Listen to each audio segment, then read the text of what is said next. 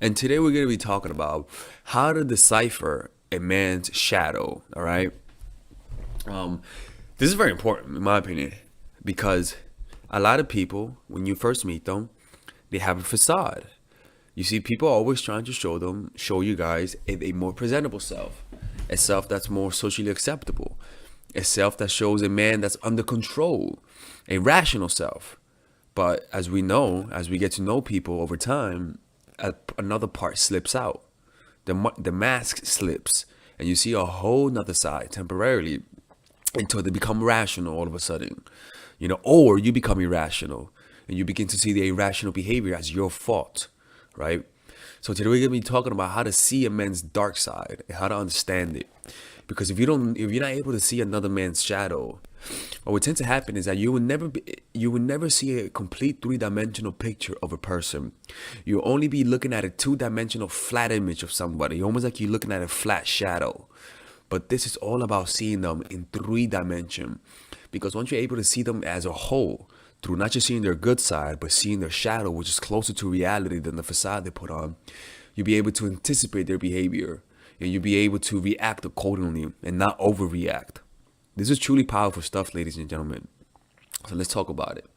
First things first, we're going to be talking about 5 ways to see a man's shadow. I give credit to Robert Greene. This is something that I learned from him. I personally, I don't try to act like I know everything. I truly don't. But I'm a very good student when it comes to things that I know help me, right? And I believe this helps you. And Robert Greene didn't say how to decipher a man's shadow. But I'm saying how to decipher a man's shadow, motherfuckers. All right, so let's find out. First things first is contradicting behavior.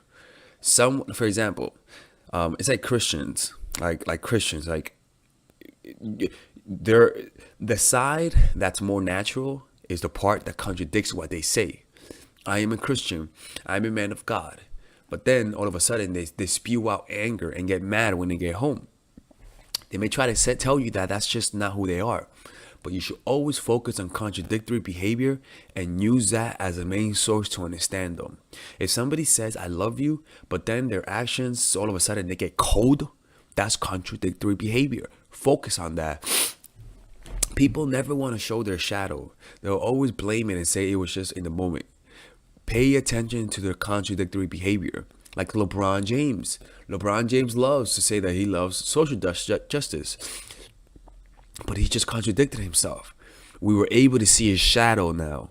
But you know what? We understand LeBron now. We have a bigger picture of LeBron. We're able to anticipate all of his behavior because we now are able to see his shadow side, right? But if you don't pay attention to the contradictory behavior, you'll never understand his shadow side, and you'll always be caught off guard when people like that snap. Right? Or like a preacher who preaches about being free, and in reality he's domineering at home, right? So contradictory behavior is one of the best ways to see a person's shadow side. They talk about the fact that they love justice, but then they got caught in the stealing scandal. That's their shadow side.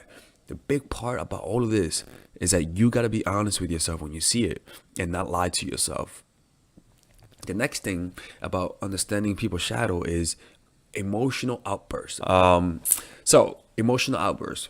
For example, when somebody gets mad at you and then they deny that they were really mad at you, they'll say it was just in the moment. Don't listen to that. It was their shadow, right? Like somebody saying you're fat, you're ugly, fuck you. That's what they really think. I've said some fucked up shit. I'm thinking about it, man. And you know what? Every time I say something fucked up, I'll say I didn't mean it, but you know what? There was always an element of truth to it.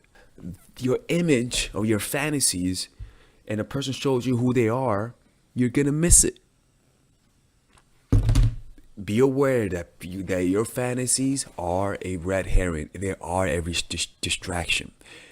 Focus on trying to understand people's shadow before you get in a relationship. Go ahead, be in a relationship, but be active to look at that shadow and to be disenchanted if you see it. It has to be an active look. Third, strong denial. Like when Christians, when they make it show of how good they are, I am a saint, but in reality they abuse their family, they have anger problems. When they say I hate people who are hypocrites, in reality they're also hypocrites. So look for strong denials. For example, It's like in gangs. I hate snitchers. I'll never snitch. And then they snitch. Strong denials. The more somebody denies something, the more they are. Ladies and gentlemen, you don't see me denying shit in this channel. In fact, you see me embracing a lot of this shit that most YouTubers wouldn't embrace. See what I'm saying? That's because it truly does bother me, but it bothers me. Dang, it doesn't bother me. Where most people will act like it doesn't bother them, but then it'll continue bothering them forever. You see, ladies and gentlemen, a lot of people ask me why I make those Shira 7 videos. First of all, I'm trying to get used to those kind of comments. I never get those kind of comments from you guys. And to hear them, it's very good for my self-esteem. I need to listen because at first they bothered me, and now it's just adorable. And it's kind of like you're giving yourself a poison to give yourself immune system. You see what I'm saying? So it's kind of like I never denied that they bothered me, that it didn't bother me. It did. But now they don't, and that's okay.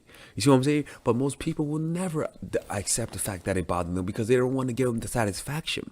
But life isn't about people giving people satisfaction. Life is about you getting what you need in life. And people will never know if you got what you need or not. So it's kind of like I'd rather be at peace with myself and not deny that it bothers me, because the fact that I deny and say I don't care what they say is the fact that it does. You know what I'm saying? You cannot lie to yourself. You see, so anytime somebody denies things profusely, be aware. Be aware. Strong denial. I am not gay. I'm not gay. You know? or like I don't care what you think about me. I don't fucking care. Right? I remember I used to say that when I was younger. Like, I don't care. I did care what people thought about me. I did care. But I would strongly deny it. And why did I deny it? Because I wanted people to not see that part of me that I cared. It's human nature, ladies and gentlemen. I just use myself as an example for you guys, because most people just don't, you know. Another thing is over identifying with for example, another way of emotional outbursts. Go back to the emotional outbursts. It's like guys who get flaked on, right? Like when I was younger and a girl used to flake on me, I used to get very depressed and my day would be ruined, right? And that was just my shadow side. A part of me was just an extremely unhappy person deep down, right? But now when I get flaked on, it does. I mean, the truth is, it does bother me, but only for like 30 or 1 hour, and then after that, I'm like, whatever, because it's like it's like anything. It's like, damn, I planned this out, right? And you expect it, but you always hold hope, right?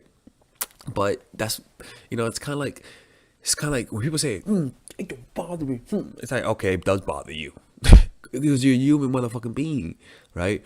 But the fact that it bothers me, but it is what it is. It's a sign that it doesn't bother them. In fact, it's a sign that it bothers them, but not to the extent. But most people get really bothered. And how do you know that? Because they strongly deny it. It hurts to admit that it bothers you. But that's how you become liberated from that. But that's for a whole nother subject. The fourth thing is over-identifying with a cause. For example, people who are SJWs, who are always trying to do cancel culture. You can't say that, or how dare you offend me? Those are people who want power. Over-identifying with a cause, like over-identifying with a leader, like defending a leader without even having any rational thought. Like people who defend Michael Jackson, he didn't do anything despite all of the evidence. Is because there's a dark side in them, right? It's a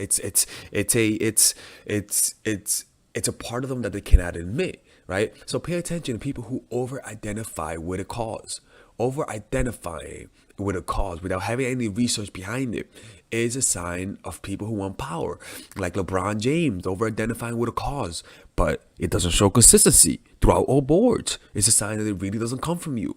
It comes from you just trying to get power, right? Or like over-identifying with a partner, doing everything they do, getting all of their habits just because of your partner. There's nothing wrong with that. But when you over-identify with somebody, it's a sign of your shadow. And the same thing with a man. When a man over-identifies with you, it's not beautiful. It's a sign of his fucking shadow. A guy needs some independence. When I mean over-identifying, I mean he gets very jealous of you, right? Very controlling. That's over-identifying. It's not a pleasurable thing. It is not a sign that he loves you. It's a sign of his shadow, and you have nothing to do with that expression. The fifth thing is when you hate this or that, projections. Like, I hate hypocrites, and you're really a hypocrite. I hate people who are gay, and you're really gay. Or when you try to project an aura of being a saint. Like, I am a saint. You know, like, oh, like, you know, when people try to act like saints, like most Christians, right? Try to act like saints, right? Because I used to be a Christian, right? I remember one time we had a masturbate gate, right? Where we were hunting. You guys are gonna laugh at this.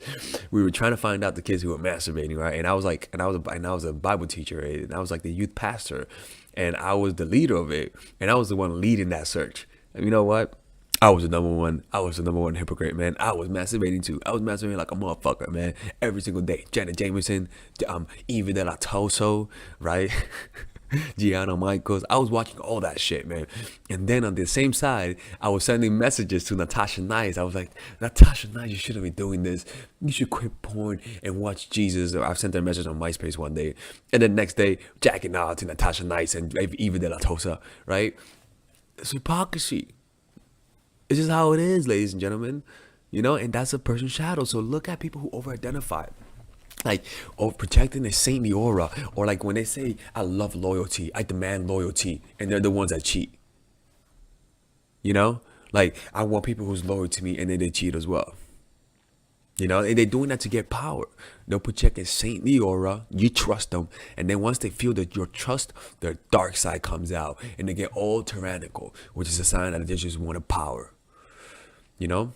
Or like when you judge someone, we're not like when they judge someone, when they talk shit on their friends, when they like notice the people who they judge, notice how they talk about people who they don't like, you know, notice the people who they don't like, notice the kind of traits that he always talks about that he hates, because most likely it's part of his shadow. It's a glimpse to his shadow. And once you see a little glimpse, look for more signs. Don't just leave it at that. Look for more signs that relate to that shadow, and you'll get a better picture. At the end of the day, it's up to you to find a person's shadow. If you miss it, it's your fault, because it's always there. My shadow's always here. I show my shadow. You're able to see my shadow. We need to find what's Mark Rosenfeld's shadow. We found Mark Rosenfeld's shadow, but we need to find his shadow. We know Shiro 7's shadow, right? But we need to find Mark's shadow, all right? So that's a problem. When I don't see a person's shadows in his or her video, I don't really know them. Anyways, that's for a whole nother day, right? Is that it's a mindful attraction? Or thank God it was recorded. All right, ladies and gentlemen, if you guys ever want to learn how to use your feminine energy to influence people, learn how to use your masculine energy to become more assertive, and also learn how to blend both energies to improve your dating life, your spiritual life, honestly, your relationship life, your family life, your career life, this is the course for you. If I had to make a course for my nieces, I have two nieces, one is 19 and one is 15. 16. Holy shit. Oh my God, he's a bad fucking uncle. He's a bad uncle. Get him. Shut up, Melissa. You should get this course, right? And this is the course that I will make for them. So, for example, watch the curriculum, right? In the first week, we're going to be showing you how to establish a strong masculine foundation without letting it hurt your feminine energy. This masculine foundation is a source of who you are, right? It's your bodyguard. Without this, whatever feminine energy you create will be destroyed by the outside, because your masculine is your shield. So we'll talk about goal setting. We'll talk about how to develop a serious attitude. We're gonna be talking about how to use more logic, how to use more goal-oriented behavior. It's more how to be a man, you know. Now the next one is how to embrace the feminine energy, right?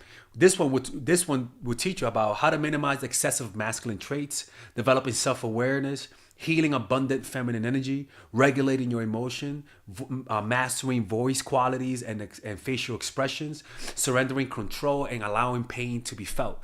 This is honestly, this will supercharge, like Kaioken, your masculine energy. After that, we have femininity in the workplace, and how to be feminine in the workplace without letting people take advantage of you, and the nuances of how women on power should behave versus women who are subordinates in the workplace, and even the dress code. This is based on psychology, people. It's kind of insane. I'm actually excited about this one. The next week, we talk about navigating the labyrinth of male and female friendship, and this a lot of women find confusing, so we talk about that. And how to identify envious friends, how to identify the good friends, how to keep male friends, and how to keep female friends. Week 5, we talk about how to release the burden of the past and stop and destroy mental projections. This is actually really powerful. And then in week 6, we talk about how to increase your observational power so that you could read people better. And we have a bunch of bonuses. The course starts at $99, and you guys can pre-order the course today at $69 before it goes out. If you're watching this, most likely I'm in the meditation retreat, so I will be praying for all of you guys. And just click on the description down below of the video. Right there, you'll see it, and you could pre-order that course. It's gonna be out by the end of next month or the beginning of February of March. One of the two people, because I have a 10-day retreat to do, and I want to finish the course after the retreat, because I think the ideas are gonna be so much better. All right, man. I'll see you guys later. Pre-order, man. I'm closing the channel.